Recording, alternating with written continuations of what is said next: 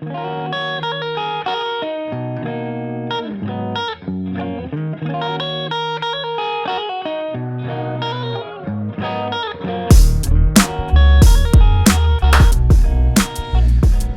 to Truck Your Podcast. My name's Sebastian. My name's Jose, guys. How's it going? Great, man. Good. Here I am starting with my again. I'm trying to really work on it It's a little tough to get away from it. Yeah, it's my. It gives me time to think in English, so that's why I do it. But okay, today we're going to talk about. What are we going to talk about? Lingo, right? Yes. Trucking lingo. So we're gonna basically break down some abbreviations that we use, I guess, or and some terminology that some people might be a little confused on. A little confused, yeah. So we have the AC going in the back. It's hot, so we're not. Apologize for the background noise. We are the other building has also AC. We're gonna move our studio too, so we're gonna have different backgrounds in a little bit. But let's do a little update on the shop. What's been happening? A lot of things been happening. Right? We've been very busy, extremely busy. One of the newer units had an accident, right? Yeah. Well, it got flipped by a tornado. Yeah. I did. I didn't tell you. I recorded a video that's coming out on Saturday about a glider kit, and he pulled it in when I was shooting it, and I shot a little bit of that. And I'm gonna shoot a video about the truck. Yeah, I think it would be good to kind of talk about the process. You know, like what happened. Insurance claim out. Yeah, I think it would be helpful because. Yeah, it was one of it's 220,000 unit miles. I myself actually have some questions on that. I mean, we'll save that for next time. Yeah, we should. We could do an episode on that, a podcast episode, what's been happening, kind of timeline. We've been, what else? Customers coming in. Subscribers actually. Yeah. Thank you guys. Ruben was one of them. Sharjil, the other guy with the DD15. Yeah, she came up and we're working on their trucks. So thank you very much. We appreciate that. Thanks, guys. We're extremely busy and it's summer. It's nice. We have, what should I say? Still a middle of pandemic kind of atmosphere with everything, and I would say a lot of work, but not enough people to come to work. Yeah, that's true. That's the biggest problem that we're facing right now. But what else have we had at the shop that you want to mention? One of our blue trucks that we bought, the 630, the DPF. The DPF was really clogged up on that one. Mm-hmm. Actually, we didn't even get the clean one back. We got the DOC back, but we never got the DPF. We got a new one, the one that you ordered. Yeah, it's gonna maybe take a little bit longer, but we'll double check. It's an ongoing, like in progress. Unless it came out bad, like it's no good. Maybe I'll ask him. But we did it just to have a spare one on the side. I told him to bake it and then get one that we can new one to put in. Swap in there, yeah. But now it looks like we're gonna have a parts truck, so hopefully we're gonna hopefully it's a good price. It's not gonna be depending on what the price is gonna be, but we'll see. The driver is okay. I failed to mention in the video when I was recording the number one thing. The driver was fine. He was a little bit shaken up, and he was buckled in. And I always tell everybody, like there's no way, like. Just buckle in, man. And the way he flipped on the passenger side. If he wasn't buckled in, he would have crashed, been all over in that cab. Yeah. So that's. I'm very glad. Phil is good. I'm just gonna say hi to Phil. I know he's listening. He might be listening, but let's talk about lingo, truckers lingo. I didn't want to go into CB. It's just we kind of pulled out a list of a few things. We're not gonna. We could probably dig a little deeper. There's a lot more stuff, but I think the more important is like around the mechanical stuff. What we're actually when we're talking about things, the abbreviations and all that stuff, right? Yeah. So what we could start with is something that we mentioned a lot. It's really important. Overhead. We mention that all the time. I told you that. Yeah. That we should do it. So you want to explain? So overhead is a valve adjustment. you're basically setting the lash, the valve lash between the valve and the rocker arm and the valve. Also, that's also preventing your cylinder head going bad valve seats. Also, you're going to get more efficiency out of your engine, better fuel economy, better throttle response. You should see a little bit of that. And there are different ways that people call it. Yeah, so it's overhead, valve adjustment. I've heard there's another one, running the rack. That's another one. Yeah. Setting the piano, somebody said. Yeah. Something like that. Yep. Yeah, there's also when you're doing the valve adjustment, you get your injectors adjusted as well, if they're mechanical, and you get your Jake brakes adjusted as well. So it's not just the valves getting the tension. Okay, and that's a good segue to I have Jake brakes. Okay. What is a Jake brake? Jake brake. It's exhaust brake. That's what's. You should definitely use it if you want to save your brakes. It's gonna be big maintenance right there. Engine brake, exhaust brake. Yeah. People obviously everybody calls it J brake, but some guys might not know what. Well, it's different. There is an exhaust brake on the D12s. They have the exhaust brake right behind the turbo. Not all engines have that. Yeah. They usually have the Jake brake setup. Yeah. But you want to? Okay, what's next? And the next one is D12s. What do we call them? D12s. Yeah. VD12, VED12 Volvo engine. Yep, that's a Volvo engine. Same goes with the D13s, D16s, D11s. They have as well. So D11, D13, D15. That's a Freightliner. That's a Detroit.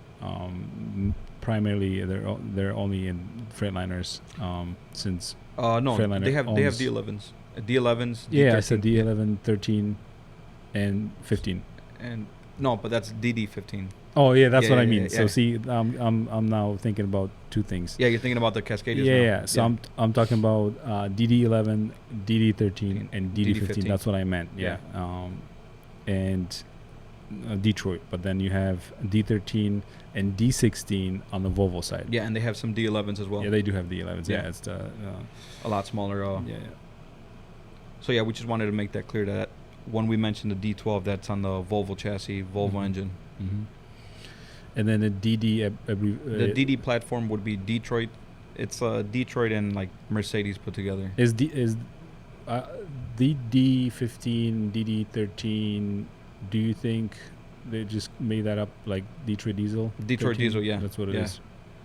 Same as how they had those D-Decks, D-Deck 4, D-Deck 3. Yeah. I think it's just... Yeah. N14. N14, that would be under Cummins. The Cummins category. Same goes with the ISX. You have the smaller one, which is a M11. Okay, Acert, that'd be a Caterpillar. You got the 6NZ, which is a really common one, Caterpillar as well. 3406E, Caterpillar. They got the 3406B, which is a mechanical version. The E is for the electronic with the ECM on there. Yeah. What else as far as engines? Just 12.7. 12.7. Yeah, 12.7. When we mention a 12.7, that's a Detroit block. 14 liter, same goes. So 12.7 Series 60 Series Detroit 60. Detroit diesel, and then you had the 14 liter, which is also Detroit diesel. Yeah, correct. Yeah, and then what about Mercedes? What do we have with Mercedes? We're not talking too much about Mercedes. You got the MB4000, and then you got the MB900. Yeah. Oh, okay. Max Force. Do you want to talk about those? No.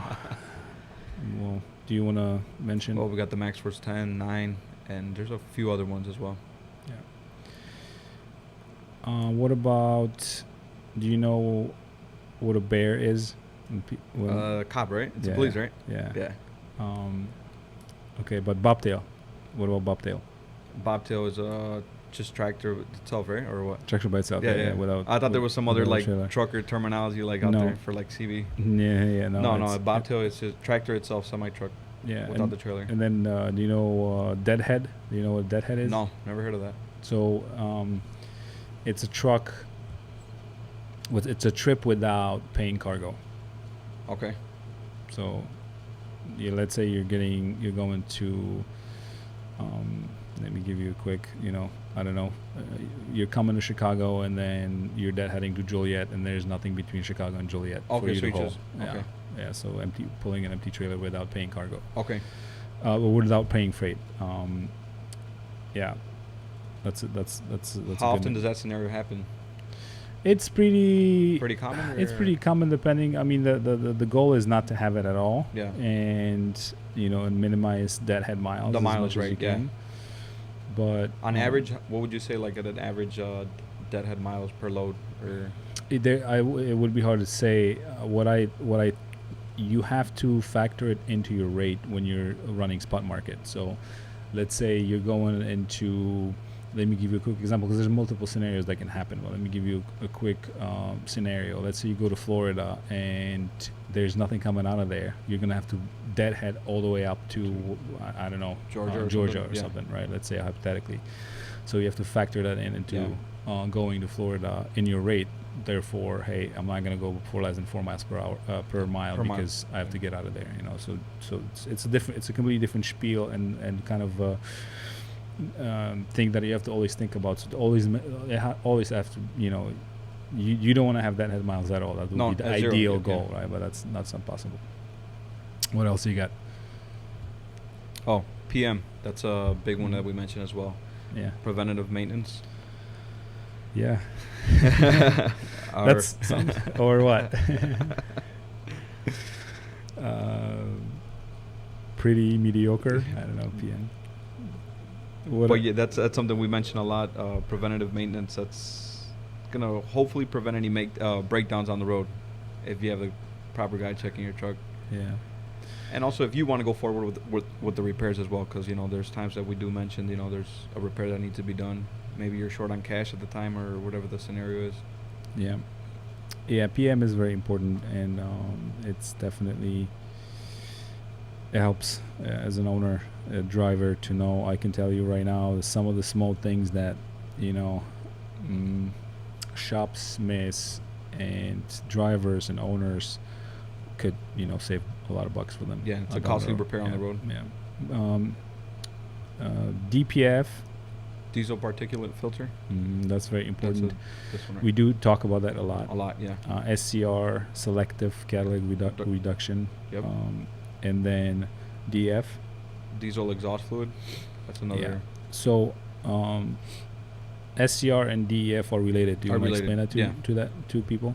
Yeah. So for the SCR, you're gonna have a DF dozer, which is a dosing module, basically like a 7th injector. That's gonna be spraying the ammonia DF fluid into the urea, right into the pre-SCR. Yeah. So that could be mixed in with the NOx gases. Yeah. So DEF is just a fluid itself. I want to clarify because I have some guys just being very confused about it. Yeah, they will confuse the DPF and DF. Yeah, correct. Yeah.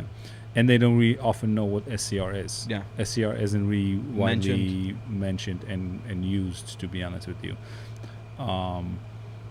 Now you can call it maybe a one box. Yeah. Well, guys will get confused with that as well. Yeah. So, but they will. They if you start breaking it down for them, a lot of guys just will get it. Yeah. Yeah.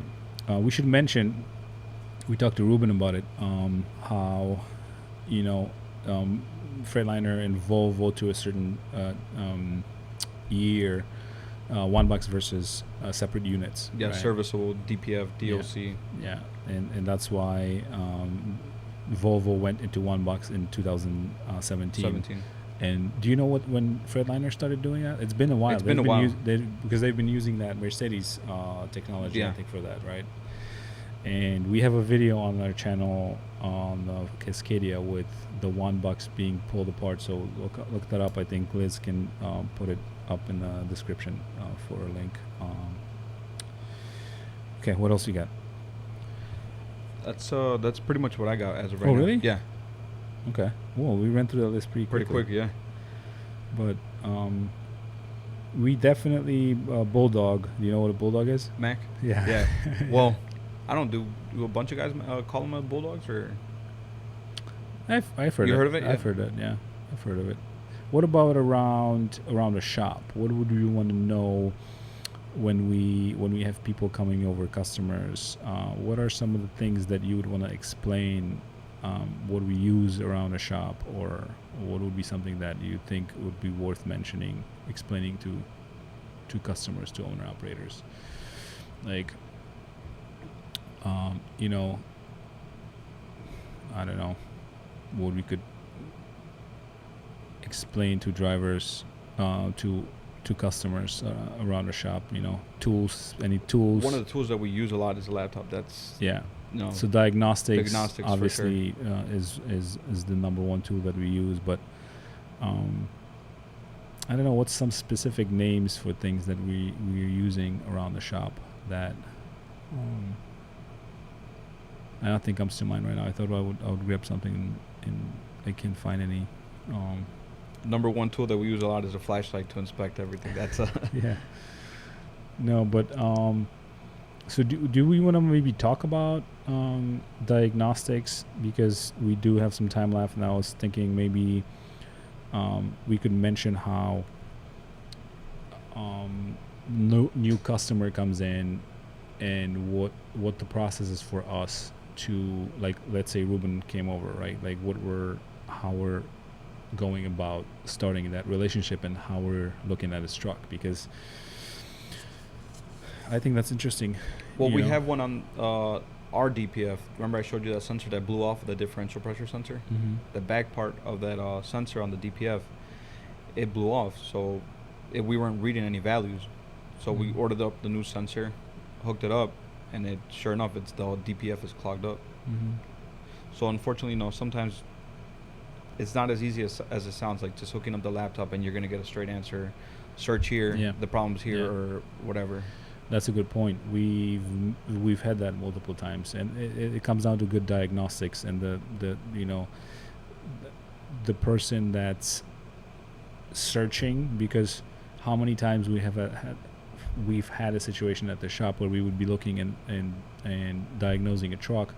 All of a sudden, I come in, and I'm not going to say we found it, but that's not the point. I'm giving you a different perspective on a thing, right? Yeah. And then Tom comes in and says, hey, this Yeah. is how I would look at it. I'm like, okay, cool. Yeah. Yeah, it's all about You know, teamwork. yeah. Everybody has a different point of view, and you put all those ideas together, and you just come out with something. Yeah. It's a little bit easier. Like I can mention, I told you that before, when we've been collecting the bad Volvo gauges. Yeah. All the clusters, right? Yeah. Yeah. And we had one truck that was parked behind that, we were trying to get that fixed, and I was like, okay, well, we have a lot of them. Run through all of them, and then let's see which one has the least Issues on it. And then he found one that had one issue, but then what he did? He started plugging it to different trucks, and they all had it worked, and some other things were wrong, right? Which I have to figure that out. But then he found one and then fixed that one thing that wasn't working, and now we have a gauge that we thought was wrong, but multiple clusters that we've tested seem to not work on a lot of different trucks. But for that particular truck, he actually put it in and it was working. And it was working. And then some other thing was not. So we are going to definitely look into fixing those clusters, because we can fix it ourselves. They're going out left and right. That's a thing that High Volvo has mileage always Volvo. had. Yeah. On the high mileage Volvo, the cluster is gonna. But I would not always look at the cluster itself. The harness too. Harness on the firewall. Mhm. There's always. Chances are, more than likely, it's going to be like a wiring issue. Yeah. Especially like on a higher mileage truck. The harness has been through so much road debris, like salt, corrosion, water. Mhm. It's been lifespan. Lifespan. Yeah. It's just like, look at the harness on those D12. It's it's deteriorating. They have data link issues. It's something that it's inevitable. But that's where. Don't throw away that cluster. That's what I'm trying to say. Keep it figured out. You can find it. Sometimes it is like the fuel gauge. That's stuff that we've fixed. It's not working, but it was not the cluster. It was something else. Wiring going to the thing. Well, actually, I do have one. I don't know if you remember Tobias, the guy that we did the overhaul on. Mm-hmm. Remember his throttle was going out. and I was looking for the wire to be damaged inside of the cab. I looked on the outside of the cab, nothing, and where I ended up finding the bad wire was right by the DPF. It was a bad wire because it shared the same, I think, like return signal, Yeah. and it was shorting out over there. Oh wow. Yeah. And I was digging up in the front by the firewall. Then I looked at the diagram. I looked further into it. Mhm. And sure enough, it was a bad wire over there. Yeah. Because it was an intermittent problem. I He would remember he would hit a bump and it would like go out. Oh man, the hit a bump, no power issues we had so many of times. those. Yeah. And one of them we did talk about it before, but one of them was one of our older trucks, and that was happening, for a while, and then finally we found the issue, which was a couple different things, but you found it. All 54. Yeah. Yeah. And I know Tom found a little bit of just the wiring in general is very it's a headache with the older trucks, so just keep that in mind. Perfect. I think we got that'll be it. It's Friday. We're gonna head out and do some more work. Yes, sir. Thank you guys. Subscribe, share, and we'll talk to you soon.